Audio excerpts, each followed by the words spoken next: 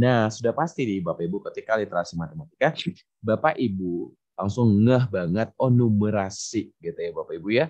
Nah, siapa di sini Bapak Ibu yang suka matematika? Mungkin nggak banyak. Nah, jadi Bapak Ibu bukan berarti itu ketika nggak banyak, terus Bapak Ibu langsung mengabaikan. Apalagi kalau guru SD. Guru SD kan adalah guru yang memang dispesialiskan itu tamatannya adalah PGSD ya, pendidikan guru sekolah dasar yang mereka tuh biasanya tuh ngajar semua mapel gitu Bapak Ibu, kecuali seperti misalnya ada agama, olahraga, mungkin muatan lokal yang lainnya atau seperti bahasa Inggris, komputer dan sebagainya.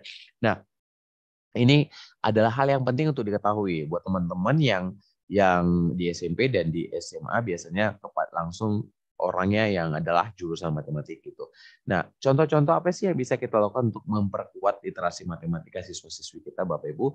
Bisa lewat permainan seperti permainan Sudoku gitu ya, Bapak Ibu, Tangram atau permainan papan matematika lainnya yang bisa melibatkan logika, pemecahan masalah dan sebagainya. Mungkin Bapak Ibu bisa di sini dan mungkin ada yang pernah main ya. Saya jujur aja kadang-kadang juga nggak gampang Bapak Ibu, walaupun saya suka angka-angka gitu ya kan. Nah yang kedua Bapak Ibu juga boleh mengajak siswa-siswinya mengukur panjang benda. Jadi dengan cara demikian tuh bisa Bapak Ibu ya kita ukur panjang benda ini berapa, meja berapa, pintu berapa, itu akan membuat mereka tuh jadi paham dan mengerti.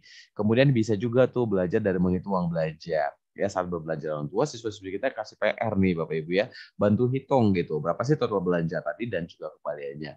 Itu hal-hal yang kecil yang apa tuh yang simple banget tapi helpful banget untuk menolong anak-anak tuh jadi mengerti Bapak Ibu atau semakin paham tentang literasi matematika tadi. Boleh juga dengan cara menggambar grafis sederhana. Dalam proyek matematika, siswa dapat membuat grafik batang sederhana. Nah, ini mungkin kelasnya udah lebih tinggi ya, mulai dari kelas 5, 6, dan seterusnya. Jadi ini Bapak Ibu dipergunakan dan akhirnya tuh Bapak Ibu bisa bermanfaat untuk anak-anak kita ketika mereka mengetahui tentang, bukan ketika mengetahui, tapi ketika mereka kita libatkan dalam hal ini sehingga mereka mulai di Bapak Ibu menyadari bahwa ternyata matematika itu nggak susah gitu ya. Jadi kenapa? Karena dari permainan-permainan yang sederhana tadi itu mereka diajar untuk logik dan sebagainya sehingga itu akan menuntun mereka. Jadi bukan berarti permainan itu membuat mereka pintar, bukan, tapi pola berpikir tadi akhirnya mereka bawa dalam matematika, mereka pun jadi lebih semangat gitu Bapak Ibu. Ini mungkin bukan cara yang mudah ya Bapak Ibu. Ini tapi bisa, tapi pasti bisa kalau kita juga sepakat nih satu sekolahan tuh benar-benar ingin meningkatkan. Nah, buat teman-teman yang ada di SD, SMP, SMA, mungkin di sekolahnya sudah disuruh explore apa ya Bapak Ibu ya,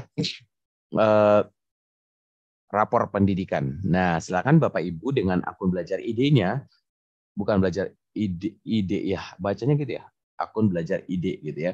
Bapak Ibu bisa explore rapor pendidikan sekolah Bapak Ibu masing-masing. Bapak Ibu boleh lihat bagaimana tingkat literasi matematika dan literasi